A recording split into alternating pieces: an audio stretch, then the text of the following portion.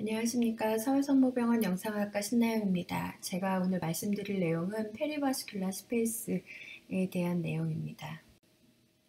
페리바스큘라 스페이스는 브레인을 이제 뚫고 들어가거나 혹은 이제 뚫고 나오는 작은 페니트레이팅 베슬 주변에 플루이드로 차 있는 공간을 이야기합니다.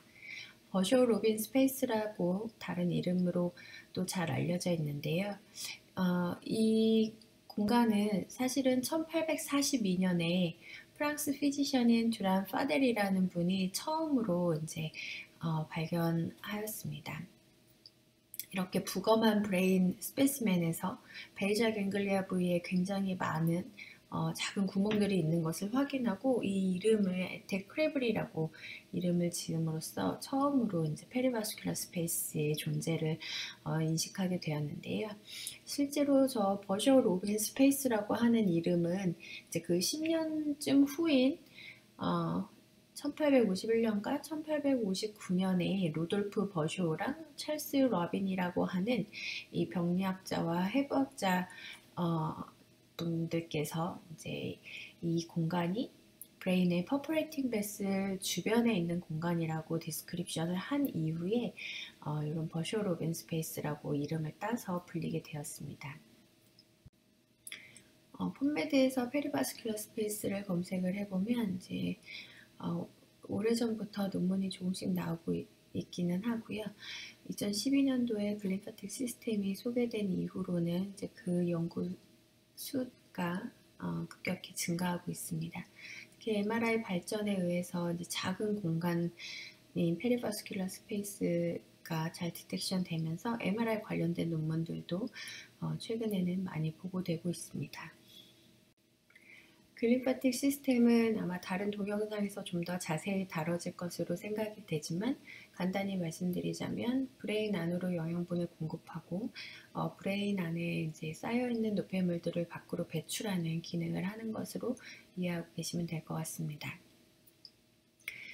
이 글림파틱 시스템을 수행하는 데 있어서 이제 CSF나 다른 인터스티셜 플루이드들의 역할이 굉장히 중요한데요. 그런 플루이드들이 움직이는 통로가 되는 것이 페리바스큘라 스페이스입니다. 이 페리바스큘라 스페이스가 그래서 이제 글림파틱 시스템에서 굉장히 중요한 컴포넌트 중 하나로 생각이 되고 있고, 페리바스큘라 스페이스가 늘어났다 그러면은 뭔가 디스펑션이 있구나라고 생각을 하고 있습니다. 페리바스큘라 스페이스가 딜라테이션 된 경우는 다양한 질병군에서 보고가 되고 있는데요. 대표적으로는 스몰 베셀 디지즈나 커그니티브 디스펑션과도 연관이 되어 있다고 보고되고 있고, 세레브럴 아밀로이드 엔지오패시나 알츠하이머 디지즈, 그리고 멀티플 스클레로시스 같은 뉴로 인플라메이션, 그리고 수면 장애 등과도 보고가 되고 있습니다. 그래서 오늘 강의에서는 주로 이제 페리바스큘라 스페이스의 아나토미와 조직학적 소견에 대해서 말씀드리려고 하고요. 그리고 이제 페리바스큘라 스페이스가 딜라테이션 되는 메커니즘이 아주 명확하게 밝혀지진 않았지만 이제 가능한 이제 메커니즘들에 대해서 간단히 언급을 하고 딜라테이션 된 경우와 연관된 디스오더에 대해서도 간단히 언급하도록 하겠습니다.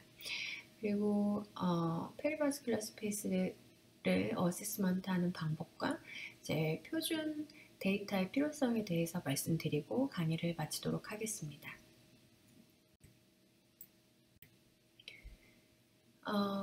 그 서브아라크노이드 스페이스에 뭐 인디안 잉크라든지 다른 파티클 같은 이제 트레이서들을 인젝션하게 되면은 일정 시간이 지난 후에 이렇게 혈관 주변에 늘어나 있는 공간인 페리바스큘라 스페이스, 이런 혈관 벽을 따라서 그런 트레이서들이 발견이 됩니다. 이 트레이서들은 주로 아테리올 주변에 있는 공간에서 주로 발견이 되는 것으로 보고되고 있고요. 이제 화이트 매터 안에 아테리올들의 사진을 나열한 것인데, 정상에서는 현미경으로 보더라도 이렇게 페리바스큘라 스페이스가 이제 늘어나 있는 경우가 보이지 않는 것이 정상으로 생각되고, 또 이제 이 사진은 세레브럴 아밀로이드 엔지오패시나 알츠하이머 환자에서 얻은 사진들인데, 이렇게 다양한 정도의 늘어난 페리바스큘라 스페이스를 보이기도 하고 주로 이렇게 아테리올 주변에서 보이는 것으로 알려져 있습니다. 이렇게 페리바스큘라 스페이스가 늘어나면 MRI에서도 발견이 되는데요. 가장 흔하게 보이는 위치는 베이잘 갱글리아와 화이트 매터가 되겠습니다. 베이잘 갱글리아 내에 있는 이 페리바스큘라 스페이스를 자세히 보시면 내부에 이렇게 플루보이드로 보이는 혈관이 중간에 지나가는 것들이 보일 때도 있고요. 이걸 TUF MR 엔지오 영상에서 보시면 이렇게 하얗게 보이는 것들이 아테리얼 플로우가 되는데요. 이 페리바스큘라 스페이스 내부로 이렇게 하이 시그널 인텐시티로 보이는 아테리얼 플로우가 지나가는 것이 보이고 MRP 이미지로 봤을 때 이렇게 퍼포레이팅 아테리와 주행을 같이 하는 것으로 봐서 아테리올 주변에 공간이 늘어나 있는 것으로 생각되는 소견이 되겠습니다. 최근에 보고된 세븐 테슬라 영상들에서도 이 MRI에서 보이는 페리바스큘라 스페이스가 페리아테리올라 스페이스고 페리베듈라 스페이스는 아닌 것 같다라는 에비던스를 제시하고 있습니다. 왼쪽 위쪽 그림을 보시면 T2 웨이티드 이미지고 오른쪽은 T1 웨이티드 이미지가 되겠습니다. 이렇게 베이잘 갱글리아 부위에서 보이는 페리바스큘라 스페이스의 주행이 TOF 엔지오그래피에서 보이는 아테리얼 플로우의 주행 방향과 일치하고 있어서 아테리올 주변의 공간으로 생각이 되고 T2 스타 웨이티드 이미지에서 보이는 이런 비너스 스트럭처와는 그 주행이 다소 다르기 때문에 페리베듈라 스페이스는 아닌 것 같다라고 얘기를 하고 있고요. 다른 논문들에서도 이렇게 SWI나 T2 스타 웨이티드 영상에서 보이는 비너스 스트럭처와는 이제 다른 주행을 보이기 때문에 페리 아테리올라 스페이스를 좀 더 시사하는 것으로 생각하고 있습니다. 좀 더 고해상도 영상에서 이미지를 보시게 되면 이 베이잘 갱글리아에 있는 페리바스큘라 스페이스와 화이트 매터에 있는 페리바스큘라 스페이스의 차이점을 확인하실 수가 있는데요. 이 파란색 네모 안에 있는 베이잘 갱글리아 페리바스큘라 스페이스를 확대해서 보면 이 아래쪽이 이제 베이잘 시스턴이 되겠고요. 여기에 있는 서브 아라크노이드 스페이스와 베이잘 갱글리아의 페리바스큘라 스페이스가 다이렉트하게 연결되어 있는 것을 보실 수가 있습니다.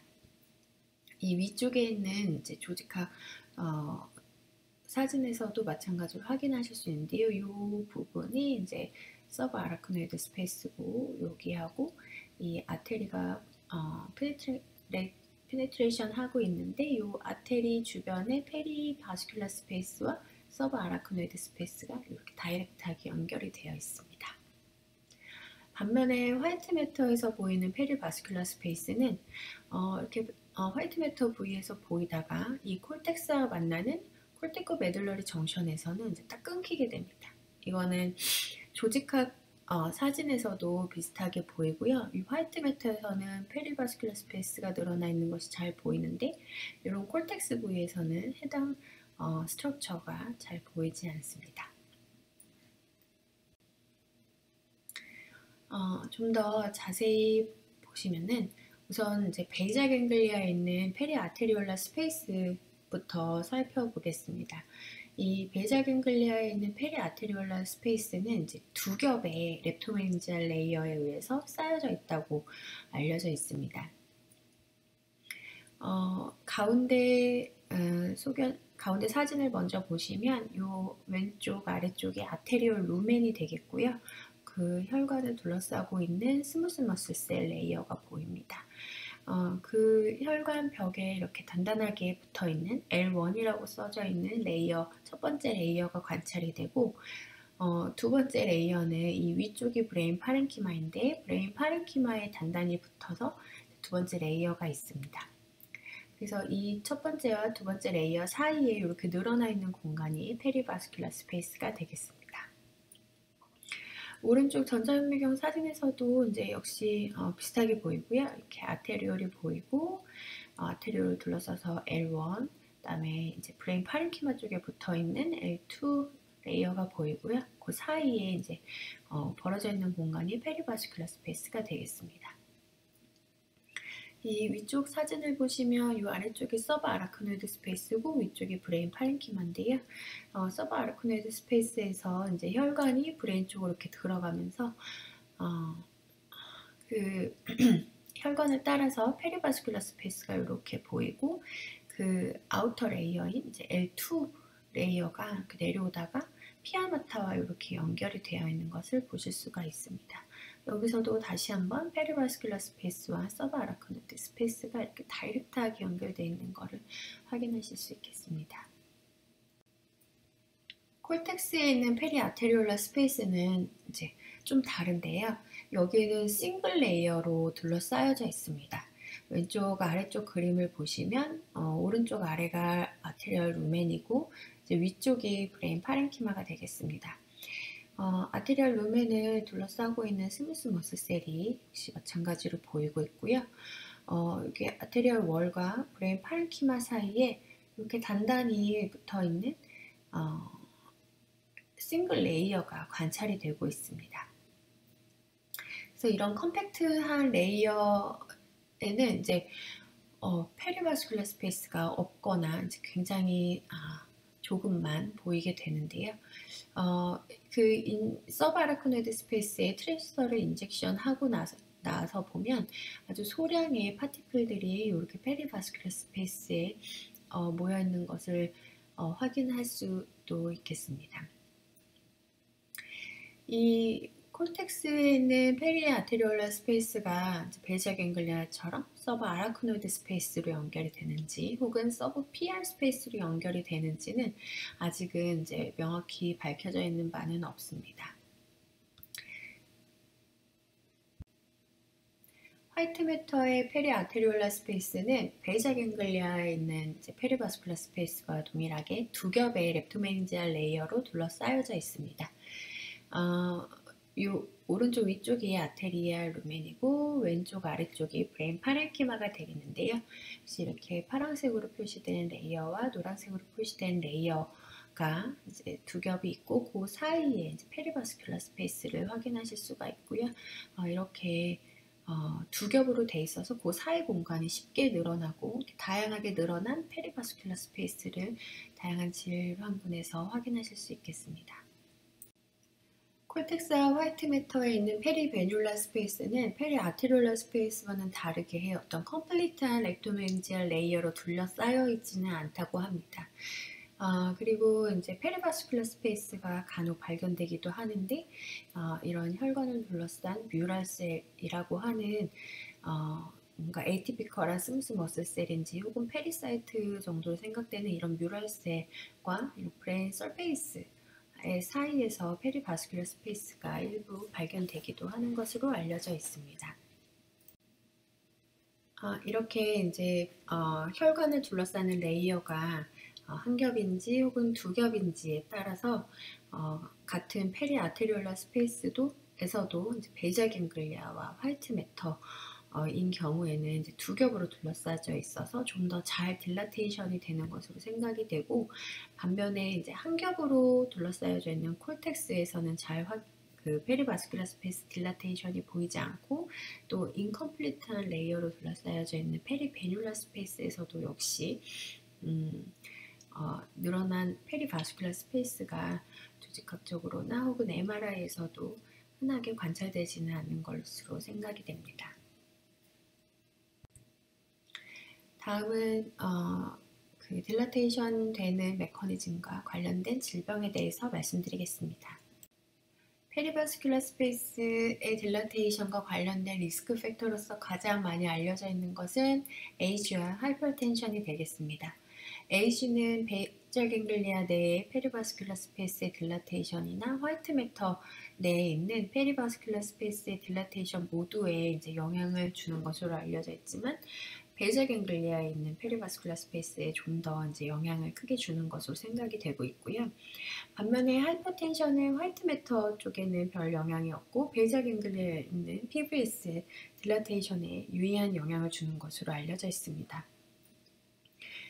그 외에 이제 메타 분석 논문에 따르면 당뇨병과는 연관성이 유의하지 않은 것으로 밝혀져 있고, 그다음에 스모킹은 아직 충분한 데이터가 없는 것으로 알려져 있습니다. 페리바스큘러 스페이스 딜라테이션과 관련된 이제 임상 질환들은 페리바스큘러 스페이스가 어디에서 생겼느냐에 따라서 조금 차이를 보입니다. 베이잘 갱글리아에서 보이는 경우에는 주로 혈관 질환과의 연관성을 보이고 있고요. 바스큘러 커그니티브 임페어먼트나 혹은 이제 하이퍼텐시브 엔지오패스, 이 경우에는 베이잘 갱글리아나 탈라무스, 브레인스템과 같은 뒷그레이 매터의 마이크로 블리드로 이제 영상에서 보이고, 해당 영상 소견과의 연관성이 보고되고 있고요. 라쿤이나 화이트 매터 하이퍼 인텐시티와 같은 스몰 베슬 디지즈의 어떤 버든이나 혹은 그 악화 여부가 이 베이잘 갱글리아의 페리바스큘러 스페이스 딜라테이션 정도와 관련이 돼 있다는 논문들이 이제 많이 보고되어 있습니다. 화이트 매터에서 보이는 페리바스큘러 스페이스의 딜라테이션은 주로 이제 아밀로이드 디포지션과 좀 연관되어 보입니다. 그래서 알츠하이머 디지즈라든지 혹은 이제 콜티칼 혹은 서브콜티칼 부위에서 보이는 이제 마이크로 블리드 나 이제 콜티칼 슈퍼피셜 시데로시스와 같은 영상 소견은 이제 세레브럴 아밀로이드 엔지오패시와의 연관성이 많이 보고되고 있습니다. 그래서 요 아래 왼쪽의 그림을 보시면 이런 올드 라쿤이라든지 아니면 화이트 매터 하이퍼인텐시티 혹은 하이퍼텐시브 엔지오패시여서 이렇게 세레벨라 혹은 폰즈의 마이크로 블리드가 있는 경우에 이렇게 베이잘 갱글리아의 무수히 많은 페리바스큘러 스페이스 딜라테이션이 보이는 경우가 많이 있습니다. 반면에 이런 로바 마이크로블리드가 있는 세레브럴 아밀로이드 엔지오패시 환자의 경우에는 이렇게 화이트 매터의 페리바스큘러 스페이스 딜라테이션이 많이 보이는 경우를 확인하실 수 있겠습니다. 페리바스큘러 스페이스 내에서 이제 플루가 정상적으로 이동하기 위해서는 이 혈관의 노멀 펄세이션이 굉장히 중요한 역할을 하는 것으로 알려져 있습니다. 이 혈관의 압력을 갑자기 높이게 되면은 이 펄세이션이 앱노멀해지고 혈관 벽이 이제 스티프해지면서 이런 베슬 다이나믹스의 변화가 오게 되겠습니다. 이런 변화는 특히나 이제 디스탈 스몰 아테리에 더 영향이 큰 것으로 알려져 있고요. 그래서 이런 펄세이션에 의한 페리바스큘러 펌핑이 감소하게 되고 이 페리바스큘러 스페이스 안에 있는 내 플로우가 감소하게 되겠습니다.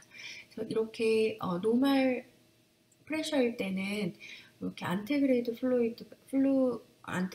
플로우가 이렇게 잘 보였는 반면에 이제 혈압을 높이고 나서는 이렇게 백플로우의 증가를 확인하실 수 있고요. 이렇게 오른쪽 그림에서도 역시 BP가 올랐을 때 이런 백플로우의 증가를 확인할 수 있고 이제 전반적인 플로우의 스피드는 감소한 것을 확인할 수가 있겠습니다. 이 실험에서와 같이 이제 어큐트한 하이퍼텐션 외에도 저희 고혈압 환자 같은 이제 크로닉한 하이퍼텐션이 있거나 혹은 아테리얼 스클레로시스 혹은 아밀로이드 디포지션처럼 혈관벽의 스티프니스를 이제 야기하는 다양한 컨디션에서는 이러한 변화를 일으킬 수 있고 이러한 플로우의 디스펑션이 페리바스큘러 스페이스의 딜라테이션과도 연관이 되어 있는 것으로 생각이 되고 있습니다. 수학적 모델에 따르면은 이제 고혈압이 있을 때 콜텍스 쪽에 있는 혈관보다는 베이잘 갱글리아 안에 있는 이제 아테리올의 프레셔가 더 높기 때문에 이러한 이유로 하이퍼텐션 상황에서 화이트 매터의 페리바스큘러 스페이스보다는 왜 베이잘 갱글리아의 페리바스큘러 스페이스의 딜라테이션이 더 연관성이 높은지를 일부 설명할 수 있을 것으로 생각이 됩니다. 알츠하이머 디지즈나 세레브럴 애밀로이드 엔지오패시에서의 이제 아밀로이드 디포지션을 보시면 이 왼쪽 작은 그림이 정상 혈관 모습이고 이 가운데 그림이 이제 해당 질병이 있는 환자에서의 혈관 모습을 그린 모식도인데요. 이 아밀로이드 디포지션은 주로 렙토메닌지알 혹은 콜텍스에 있는 아테리알 월에 침착이 되는 것으로 알려져 있습니다.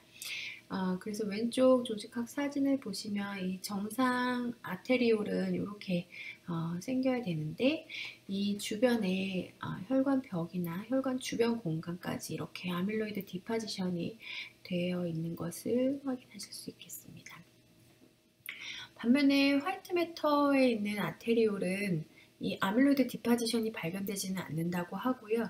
대신에 페리바스큘라 스페이스의 딜라테이션은 이 화이트 매터에 있는 아테리올 주변에 생기는 것으로 알려져 있습니다. 명확히 밝혀져 있지는 않지만 어쨌거나 이런 콜텍스나 렙토메닌지알 아테리 부분에 이제 아밀로이드 디파지션이 일어나면서 이 화이트 매터 부분의 페리바스큘라 스페이스 플로우 다이나믹스에 어떤 영향을 주는 것으로 생각이 되고 있고, 앞서 살펴보신 것처럼 뭔가 이제 혈관의 스티프니스를 높이는 변화가 생기게 되면 이제 플로우 다이나믹스에 영향이 있을 수 있다고 말씀드렸는데, 그러한 그것에 의한 영향도 일부 있을 것으로 생각이 됩니다. 그런데 이 세르브럴 애밀로이드 엔지오패시의 경우에는 초기에는 이제 베이자 갱글리아 내 아테리올은 거의 인벌브 되지 않고 있기 때문에 아마도 세르브럴 애밀로이드 엔지오패시에서 베이자 갱글리아의 페리바스큘라 스페이스 딜라테이션이 잘 관찰되지 않는 것은 이러한 이유일 수도 있겠습니다. BBB 브레이크다운 역시 페리바스큘라 스페이스 딜라테이션의 중요한 기전으로 생각되고 있는데요. 캐필러리나 베뉴의 엔도셀리움 셀 주변에 이렇게 감싸고 있는 페리사이트라고 하는 것이 BBB 퍼미어빌리티나 세레브럴 블러드 플로우를 조절하는 데 중요한 역할을 하고 있는데, 알츠하이머 디멘시아라든지 스트로크, 카다실과 같은 스몰베셀 디지즈에서는 페리사이트의 디제너레이션이 일어나서 BBB 브레이크다운을 야기하게 되겠습니다. 이렇게 페리사이트의 데피션트를 유발한 이제 G에서 보시면 정상에서는 이 초록색이 엔도셀리어 스페시픽 마커에서 혈관을 나타내는데 그 주변에 늘어나 있는 페리바스큘라 스페이스가 보이지 않는 반면에 이렇게 페리사이트의 손상이 온 경우에는 이 혈관 주변에 이렇게 페리바스큘라 스페이스가 유의하게 늘어나 있는 것을 확인하실 수가 있고, 그래서 BBB가 깨진 경우에도 이제 페리바스큘라 스페이스에 이제 플루이드가 증가하면서 딜라테이션이 일어날 수 있을 거라고 이제 추측을 하고 있습니다.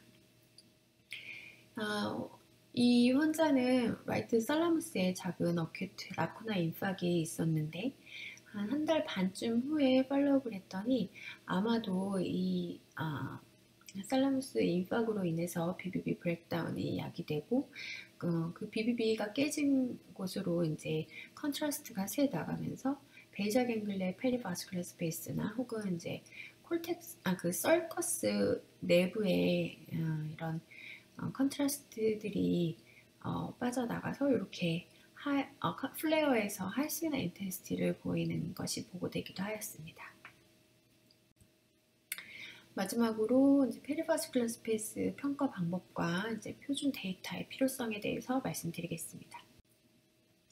페리바스큘라 스페이스를 평가하는 방법으로는 이제 최근까지 비주얼 어세스먼트 방법이 가장 많이 사용되었습니다. 비주얼 어세스먼트 방법은 이제 흔하게 보이는 영역들에서 해당 영역에 늘어나 있는 페리바스큘라 스페이스가 몇 개에서 몇 개까지 보이면 그레이드 1, 어느 정도면 그레이드 2 이런 식으로 개수에 기반을 한 평가 방법이 되겠고요. 다양한 그룹에서 이제 다양한 기준을 제시했지만 2015년에 이 워들러 그룹에서 기존에 있던 비주얼 스케일을 리뷰하고 이제 본인들이 가장 좋다고 생각하는 이제 스케일을 제시한 이후에는 이 워들러 스케일을 가지고 보고한 논문들이 많이 보이고 있습니다. 그런데 다들 아시는 것처럼 비주얼 어세스먼트를 하게 되면 시간도 굉장히 오래 걸리고 힘들기도 하고 또 평가자에 따라서 그 변화가 있을 수도 있다는 단점을 피할 수가 없고요.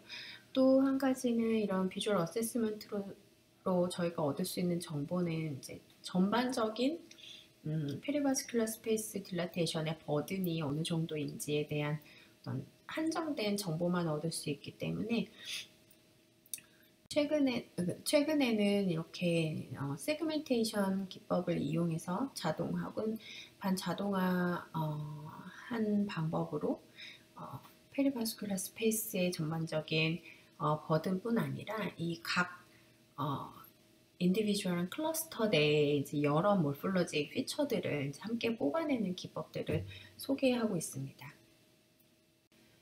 이 기법들은 주로 3D 영상을 가지고 수행하고 있고요.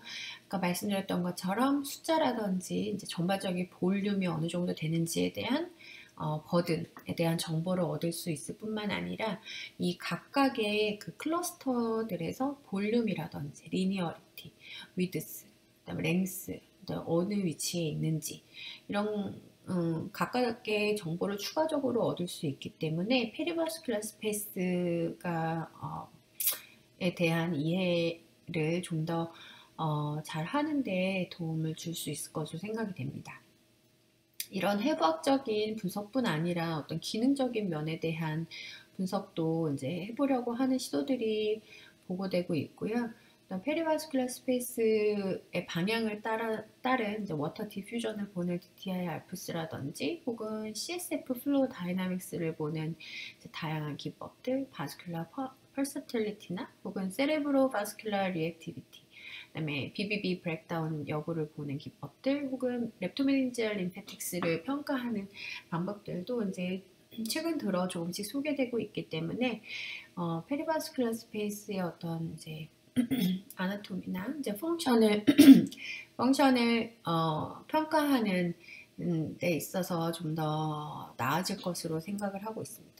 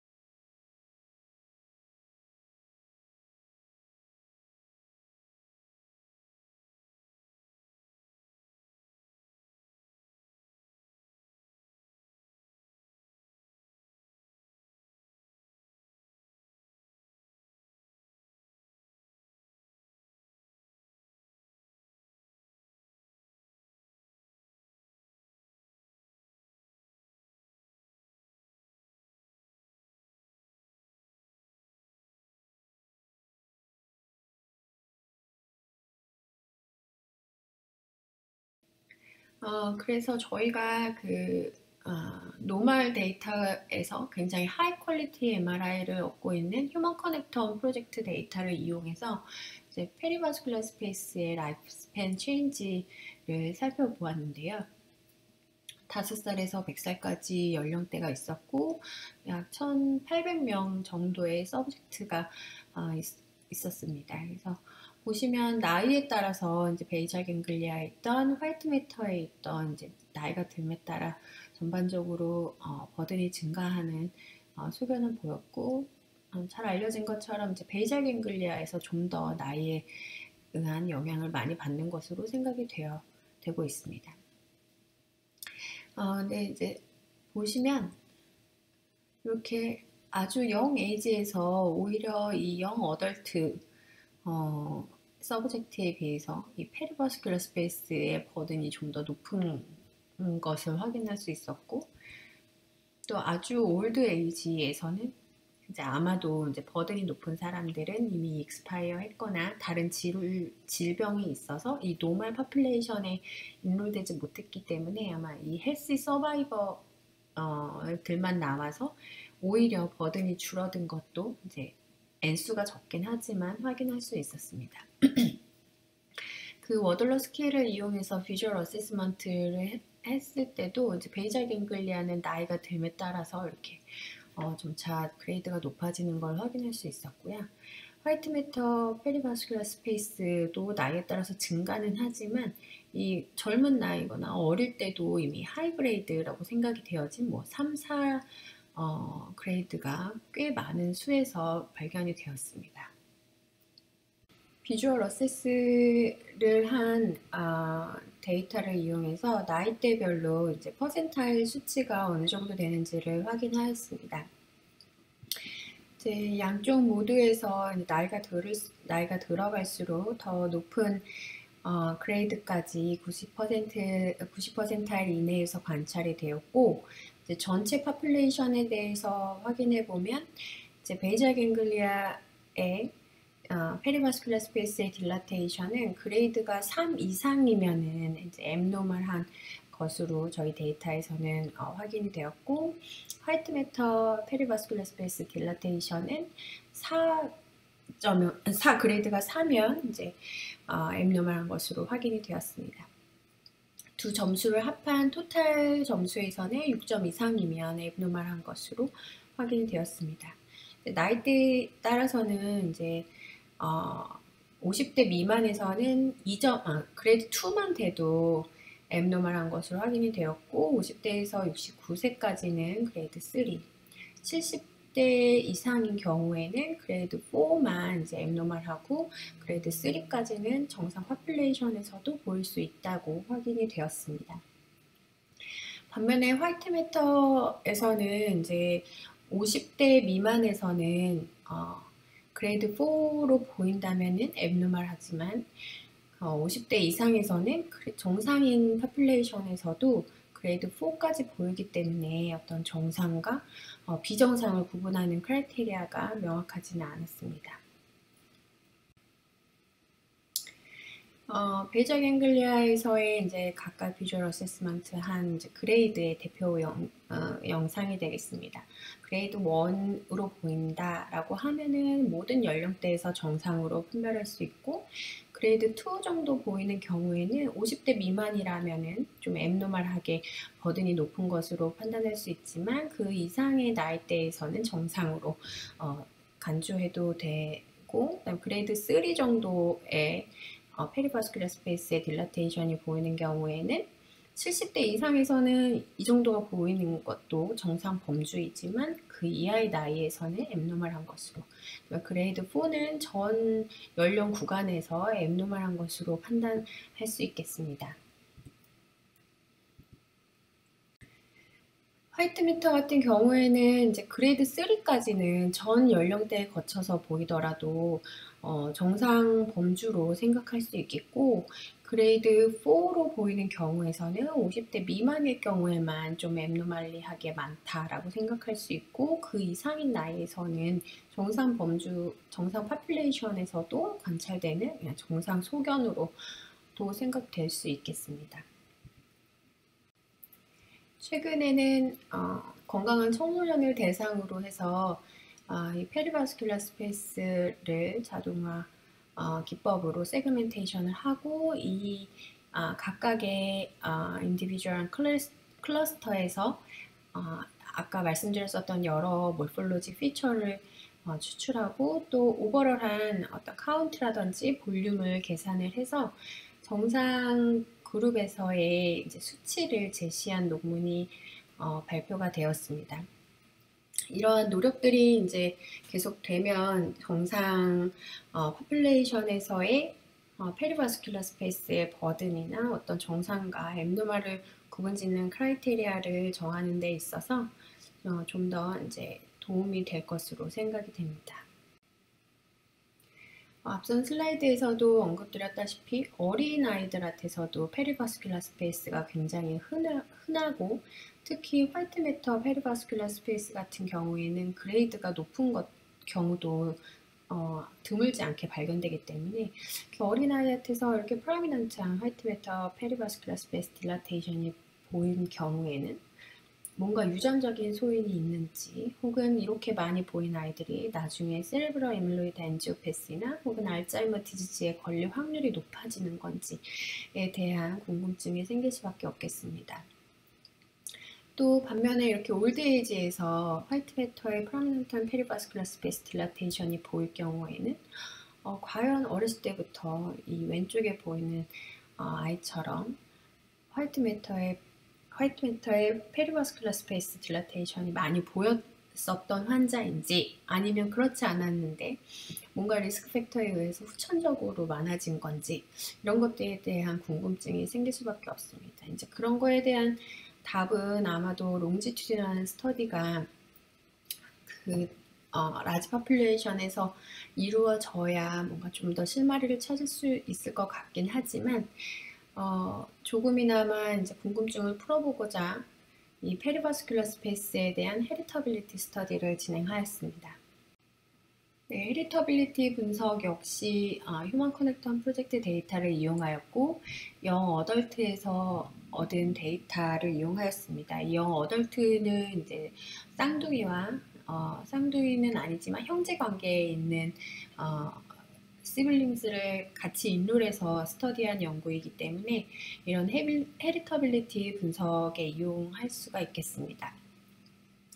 헤리터빌리티라는 거는 이제 인롤된 서브젝트들 간의 어떤 성질의 그 베리에이션이 있을 건데, 그 전체 베리에이션, 그러니까 유전적 요인에 의해서도 차이가 날 거고, 어떤 공통된 환경에 노출되어서 같이 베리에이션이 생길 수도 있고, 그 각 서브젝트별로 유니크한 환경적 요인에 의해서도 이런 변화가 생길 수가 있을 건데, 그걸 모두 아우르는 전체 요인 중에서 유전적 소인에 의해서 변화가 일어나는 것이 얼만큼인지에 대한 그 프로포션을 나타낸 프로포션이 헤리터빌리티가 되겠습니다. 그래서 이거를 이제 계산해서 보았더니 베이잘 갱글리아와 화이트 매터 페리바스큘러 스페이스 딜라테이션 모두 하일리 헤리터블한 것으로 확인이 되었고, 특히 화이트 매터에서 보이는 페리바스큘러 스페이스의 딜라테이션이 좀 더 헤리터블한 것으로 나왔습니다. 이건 기존 연구에서 이제 엘더리 파퓰레이션에서도 헤리터빌리티를 확인한 연구가 있었는데, 그 연구 결과와도 동일한 결과가 되겠습니다. 그래서 화이트 매터의 페리바스큘러 스페이스는 좀 더 이제 어떤 유전적 요인에 의해서 생기는 것으로 생각은 되지만, 사실 이제 앞서 말씀드렸던 그런 궁금증은 실제로 롱지튜디널 스터디가 있어야 어떤 좀 더 확정적인 결론에 닿을 수 있을 것 같습니다. 페리바스큘러 스페이스 딜라테이션의 전반적인 버든뿐 아니라 각각의 위치에 대해서도 유전적으로 영향을 받는 것으로 결과를 얻었고요. 스파셜 시밀러리티에 관련된 인덱스들을 몇 가지 분석했을 때 유전적으로 동일한 그 일란성 쌍둥이에서 가장 이제 비슷한 것으로 나왔고, 이란성 쌍둥이나 이제 그냥 형제 간에는 유의한 차이는 없는 것으로 확인이 되었습니다.